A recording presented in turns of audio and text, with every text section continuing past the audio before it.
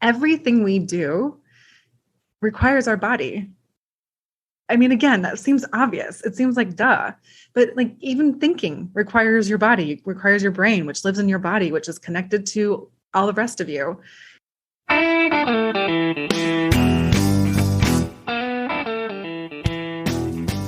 Welcome to Soul Logic, not your Breathy spirituality. This is neither tie-dye, running through fairy fields, nor corporate performance metrics. It's about increasing your inner authority and personal freedom, moving you from the corporate mindset to a conscious mindset. We're your hosts, Cindy and Scott, and we're here to put the practical into awakening.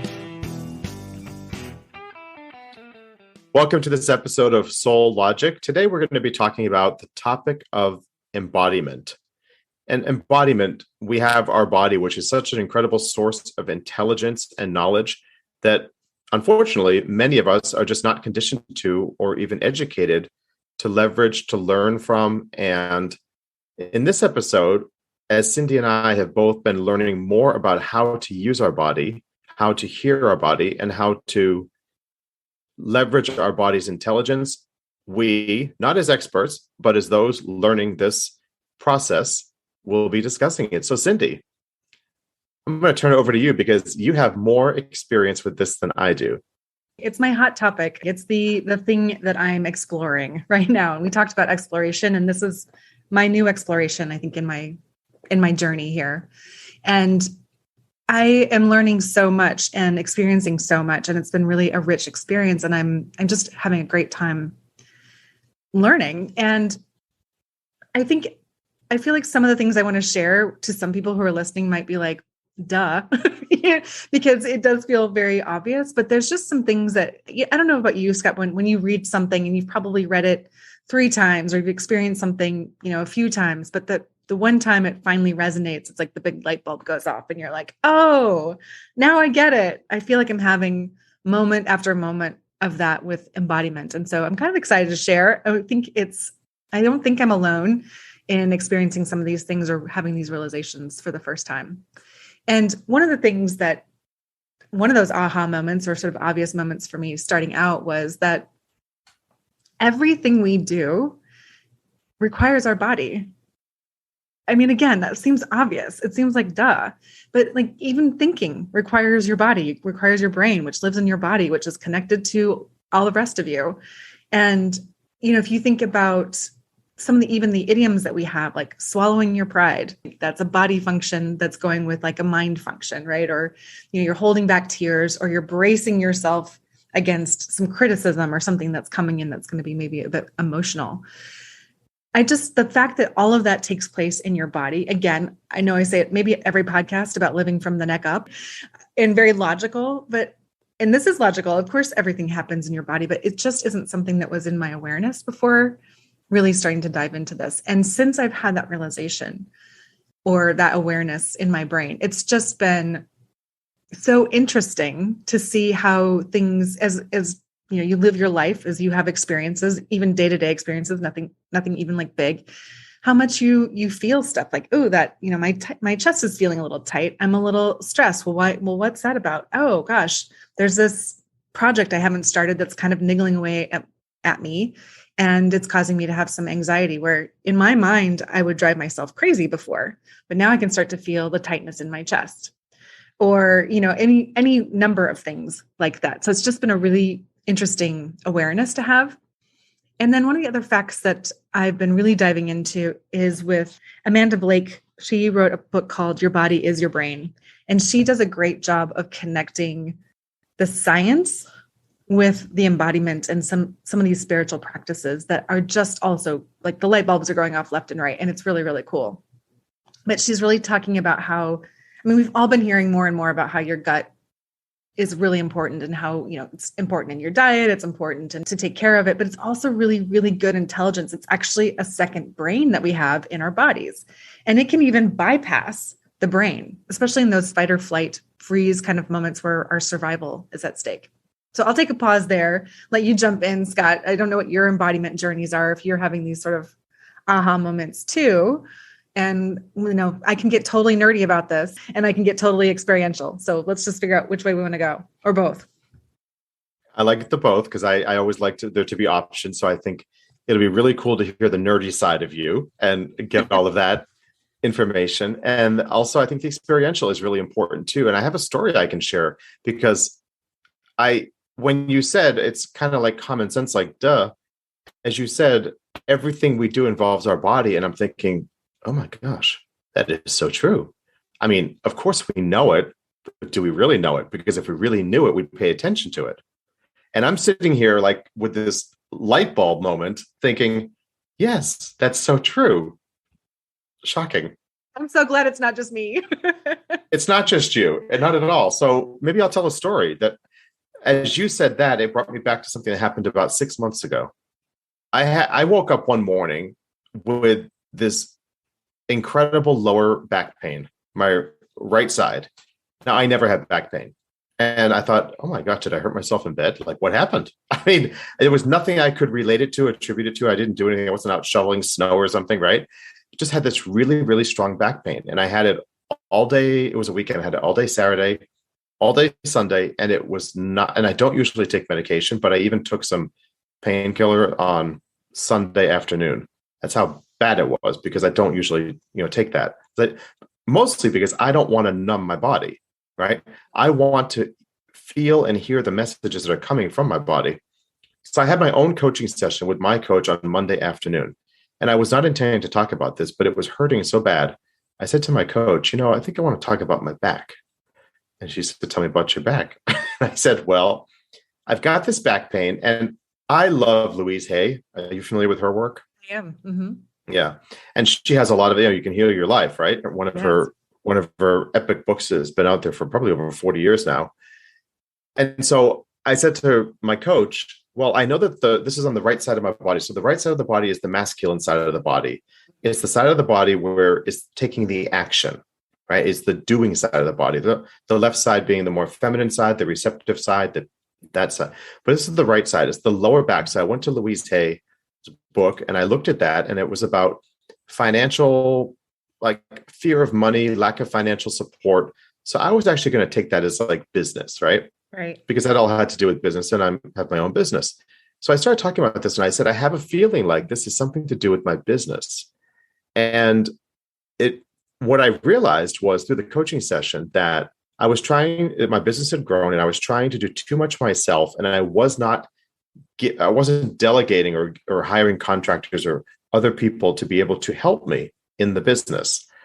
And once we came up with that, it was shocking. Like once I realized that, honest to God, the back pain was, I sent my coach a message like 2 hours later. I said, the pain is at 80% less. And by the next, and I actually knew what I needed to do. I was just delaying taking this action to get some help, to look at some systems that would help me, right? Streamline my business a little bit. And I was delaying taking the action. And then by the next day, it was completely gone. I had taken the action I needed to take, and it was shocking. What makes me sad is I feel like a lot of people, they never make that next step. Like they don't ask that question because all people think of is, I have pain, I have to numb my pain. Yes. That's what I didn't do, right? I did not want to numb the pain because I knew that there was something there, but it got so bad, I did actually have to take a painkiller. The conclusion I'm drawing in general, as I look at this and dive into the embodiment, is that our body is actually smarter than our brain. And I'll share, because I think your body is saying, hey, there's something wrong here. Like your mind is not addressing it. Go get this handled. I have kind of a similar experience. I was actually my brain was giving my body high blood pressure. And I'm not a high blood pressure person. I'm typically pretty even keeled and whatnot. And this has been several years ago, but I was starting to have heart palpitations. And I was like, okay, like what's going on here? And it got so bad that I actually went to the doctor, and my blood pressure was high, but it wasn't high enough to actually start taking medication. And it scared me enough to be like, okay, but I don't want it to get to that point.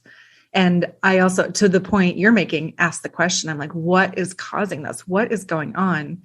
Well, at the time, I work remote, so I don't see my coworkers, my bosses very often. And I had a stint of time where I wasn't on an active project, so I was just doing stuff from home. And in that window of time between sort of these major projects, I made up stories in my mind that were not even true. And so when I sat down with the high blood pressure, I thought, okay, well, what's stressing me out? It's my job. My job is stressing me out. What about my job is stressing me out? Well, and I just went through the story. And I think because I wasn't, quote unquote, being productive on a project, my mind was like, oh, you're not doing enough. You're not doing enough. You're not doing enough. You're not doing enough. And it literally created stories. So my two bosses were coming in town the next day. This all kind of came to a head. And I was freaking out. I mean, to the point where I'm like, they're going to fire me. I'm done. This is all over. I'm kaput. No wonder I had high blood pressure. And the night before, I remember I sat down and I just said, okay, what's real? What's real? And I literally listed out, I looked at the results of things I'd been doing in this window of time, and the statistics, the data were highly supportive of me actually doing a good job. None of what my mind was telling me was based in fact, because when I put the facts down, I was fine. And in that moment, I could feel my body relax. And it was like, oh my God, like she finally figured this out, that her mind is driving my body to be in complete stress and in survival mode, to the point where I was getting heart palpitations.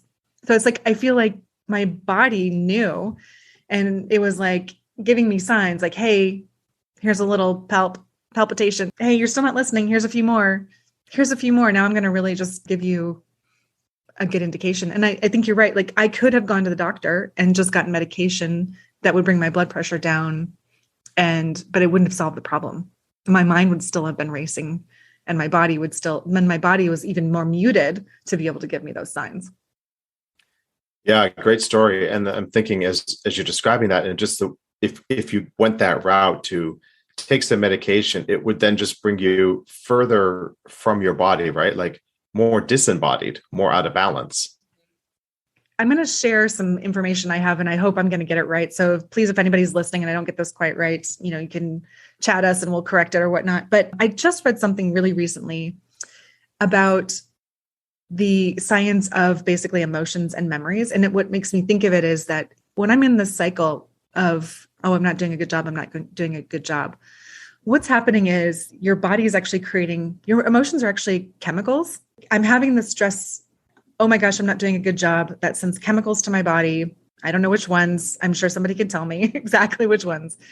And then basically your body goes, oh, this is a moment that we need to record because we need to survive this. And then that gets put into your neural pathways. Again, I'm glazing at this. No, you're absolutely right. I think it's cortisol, but okay.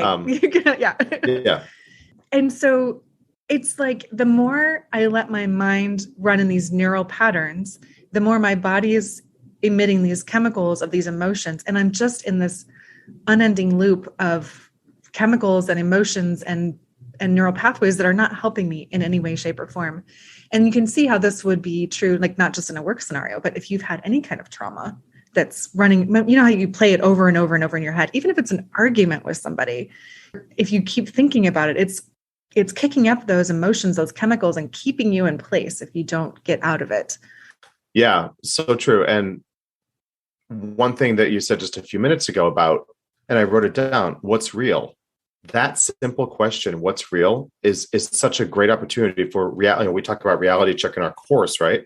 Roadmap to Awakening. It's such a great place to be able to identify what is real here, because if we don't do that, that emotion does get trapped. And exactly what you describe happens, and it impacts how we interact with people, events, situations in the future. But if we're able to pause and ask that question, what's real, and have a little bit of reality check with ourselves, feel the emotion. That's the important thing, right? Feel that emotion so that it doesn't get trapped in our body. It's so true. And I think the one other thing I wanted to share about embodiment too is, I think in that moment, it's like your body is right now. And your mind can be in the past, your mind can be in the future. Amanda Blake, who I referenced before, she talks about that as your conceptual self-awareness is your brain. It's based in language and symbols. It's very rational, it's logical. It's about facts and details. Although the facts may not be correct, right? If in my example, I was making up facts in my head versus actually looking at the facts, the real facts. Or the emotions from before could be impacting how the facts are being interpreted Absolutely. Absolutely. And it's actually language in your brain too, this whole self-concept. Like, how do you speak to yourself? Right. I mean, are you negative, positive? Are you like, oh, you are crazy. Oh, you're gonna get fired. It's like all those things when the facts, you're taking different facts, you're being selective. Whereas the body is always right now. The body can't be anywhere but right now. Like, no wonder it has so much intelligence for us. Like, it's just always right here. And that the value of that, I think, is something I have completely missed until really recently in diving into that. And so your body is sensing and feeling. It's that constriction in my chest or that palpitation or your back pain or, your knee pain, whatever it is. It's your body is like, hey, right now, I have a problem right now. And if you don't listen to me, it's going to get worse. And I might spread through your body. It's also temperature. Like you might get hot or cold. You might get like those little pricks on your neck of like danger coming or something's not quite right. And it's also your motor function.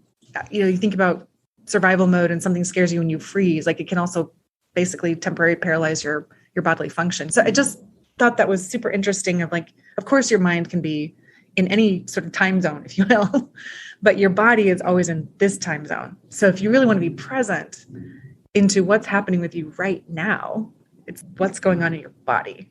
Yes, the body's right now. And I was just thinking, as you were speaking, and the body's everywhere, right? It's everywhere we are, but it's only in that moment, in the present moment. And it is such a great receiver of the information. When we've talked about our heart and how magnetic our heart is and how the magnetic field of the HeartMath has done some great research on this, which is fascinating.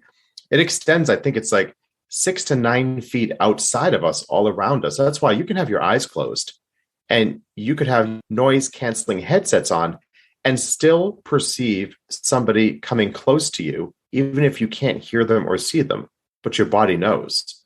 I mean, it is such an incredible sensor, which is amazing, which, as you've said, it's giving us so much information, but so many of us, we're just not conditioned to listen to it and to use it and to leverage it and to ask our body what's going on here. So I want to tell another story. I've got a friend whose mother has for a period of time now had tinnitus or had a ringing in the ears with tinnitus, right? But the doctors aren't necessarily sure that it's tinnitus. So I started looking up what the meaning of that could be, like a ringing in the ears, and it's refusal to listen, not hearing the inner voice, or stubbornness. Well, she is stubborn and a refusal to listen. Absolutely. So there's a lot of that going on. And I think it's so interesting because if we can take our ego out of it, that mind of ours that is so useful, but so detrimental at the same time, if we can take our ego out of it and ask ourselves, what's real here? And what do I need to learn? Like, what's the message here? And we have to be willing to receive it because there's so much there. Just like with me with my back. And when I realized I know what I need to do, but I wasn't doing it. And the longer I was delaying taking action, I just, for no valid reason, woke up with this incredible backache from sleeping. I didn't even get backaches. I had an injury from working out, just like a muscle pull, right? Like just like a little bit of an ache. And, I'm getting a little older and I don't want to admit it. Right? And so I don't want to slow down either. So I want to keep doing my weights. And yet every time I go, it would hurt afterward. And then till at one point, my face starts going numb. And I'm like, okay, now you have my attention. Like now I'm going to go address it. And, basically I had a pinched nerve and it was getting worse and worse. I was aggravating it every single time. Now that's a sports injury kind of, but another example of not listening to our bodies and our minds wanting to not. My mind didn't want to feel any older. I wanted to feel 20 and I can lift weights with no problem and no injury. Yeah, a good example. And one that I'm sure we can all relate to. Yes. But I also want to flip this on its head a little bit too, because I'm also going back to way back in my advertising days. I don't know where I came across it, but there's this thing called the 60-second smile. Have we talked about this before? Where you smile for 60 seconds, like you just force it. Like you just plaster a smile on your face and it changes your body chemistry and it changes your mood. It's like we just did it right now. Like if we just, we're on the podcast and you just like plaster a smile on your face, like we would do it right before we go into a meeting and we would stand in a small group, just like smile. And, you'd feel ridiculous at first. And then you'd start to be like, ha, ha, ha, ha. And then you'd be like, ha, ha, ha, like really, really laughing, like for real. Right. And then you'd go in the meeting and your energy would just be super high and you'd feel good and you would walk in and feeling tall and posture straight and engaged and friendly and all that kind of stuff. And it was really amazing. So the body can work in your favor in a positive way. Not, I guess the stuff we've been talking about isn't negative. I think it's good information, but you can use it as a tool, I guess, as well for good for yourself in that way with the 60-second smile or tapping into your intuition, which we've talked about before. Well, I think once you understand the power of the body and all that it can do, we become more intentional. Yes. And so when we're more deliberate in what you just mentioned, right? Yes, it's not, I mean, it's leveraging the intelligence of our body and saying, okay, we're going to shift the energy here, and this is how we're going to do it. And I've heard that, and I've heard like the power poses, and they do work. They absolutely do. Whether you want to be Superman, Wonder Woman, or the CEO, right? You hold the pose for a couple of minutes. There's a great TED talk on that. Yep. And it does work. Before a job interview or before something important, the laughing is fantastic. I agree. Yeah, I think just like our minds can take in information and create new ideas and put them back out, so does our body, right? Our body takes in information, can feed information about palpitations and pains and things like that. And it can also have a positive impact back on the mind. I mean, if you think about like the mental, like sports medicine, you use the mind. I know there's a study around basketball players shooting free throws. And if they just envision it in their mind, they became better free throw shooters because the body doesn't know the difference, that it's not actually shooting hoops. It's like the same in reverse. Like you can use your body to amp up your energy and your physical well-being, and your mind doesn't know the difference either. It's just, I don't know. It's kind of, I was going to say mind blown, but maybe it's body blown. I don't know. It's just the way it all works together in a new way that I had never thought about how it really works in tandem. And we haven't even talked about the heart piece. I think there's a lot of information out there about the brain, the heart, and the gut being three brains. We have a lot of intelligence. The three powerful brains. Yeah. The tremendous amount of intelligence and very different aspects of the intelligence. But when you learn how to recognize them and use them all, it makes our life so much easier. A thought that just came to me is that once we become more aware of the role our body plays, the fact that our body is here with us all the time, right? It's everywhere. It's in the present. And it's a sensor. It's a powerful sensor. It's giving us real-time information. So once we understand that, it's not intimidating. And it can really become our ally or our friend, right? And we can go to our body and say, okay, what's the message here? What are you trying to tell me? And I found it to be so incredibly useful because sometimes I'll just go into a short meditation and just focus on what it is. And the message is there. It's very, very clear. And then when I take that action or move, or do whatever it needs to be done in that with regard to the information that I've just received, I notice things start to change. So I think the best piece about it is, we talk about it's soul logic, creating that inner harmony. It's a great way to still recognize the value of our mind and the logic, but also not just our soul, but our entire body, our physical body, right, has such an important role in our daily life. And let's not be intimidated by it or ignore it. But if we start to welcome it and use it in a positive way, it can be so helpful. People may hear the term felt sense. And I think that's really the embodiment piece. So if you are looking to make a decision and you want to tap into both logic and soul and your body, it's that piece of, how do I feel? Does it make me nauseous? Does it make me feel like I want to throw my arms open wide and be like, yes, yes, yes, somewhere in between? Does it make me shrink and like, ooh, no? I mean, that you're just, if you can collect yourself internally, and we talk about, or I guess we would recommend meditation as one way to do that, or at least contemplation, something that brings in, quiets the mind and lets you access that felt sense of your body, then you can get a real answer. This is what my mind is saying. This is what I'm thinking. How does that feel? What is the felt sense? What's the felt sense if I go down the left path? And what's the felt sense of my body if I go down the right path? Even as I'm speaking, that helps me a lot too. Not just asking for a yes or no question for one question, but if I did this, how do I feel? And if I did the opposite or if I took a different path, how does that make me feel? The comparison between the two is actually really good information for me, that versus just asking for one answer sort of from my whole being, where I'm like, did I make that up in my head? Like, I don't know. If I can kind of have something to bounce it off of, it really helps me. How do you do it, Scott? Oh, absolutely. I've done the same thing where I've gone into a meditation or just quieted my mind and contemplated, path A or path B, and really observed my body. And it was shocking what was coming up, because one of them was like this, which logically did not make any sense, by the way. But it was this like just this sense of, wow, it's relaxed. Everything is great. There's opportunity. I just felt great. And the other one was shoulders kind of, scrunching together and, just feeling like I'm all constricted. Didn't feel good at all. And that was the one that logically seemed like it was the right path, but no, not at all. It's so if I had done a list of pros and cons, the answer would never have been the same as what my body was giving me for the information. And I went with how I felt. I went with that felt sense, with the better feeling. And I've never had a regret since, which tells me that my brains, my head, my mind, my heart, and my gut, there was alignment there. And because of that, there was no regret. So it was powerful. Definitely. And don't you think that ties in, just as a last kind of comment or idea, that the body can only be now? I also feel like the body can really only be you, whereas the brain can be you, but it can also be all the other external factors of social norms or pressures or those kinds of things. And it's trying to assess everything. And all those trapped emotions. Right. And your body is really just feeling you. And you might have those trapped emotions, but it's really just you.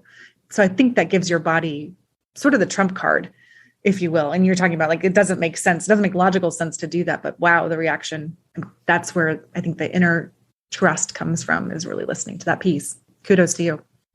Yeah, thank you. Which this is great, because our podcast following this one will be Inner Power and Leadership. So, when you start to really listen to your body and learn from your body and leverage your body, it really helps us with the inner power and leadership. Helps us much more. This has been a fascinating conversation on embodiment. I've learned a lot. So I want to thank you, Cindy, for sharing.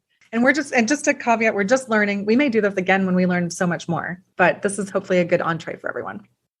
Absolutely. All right. Thanks for listening.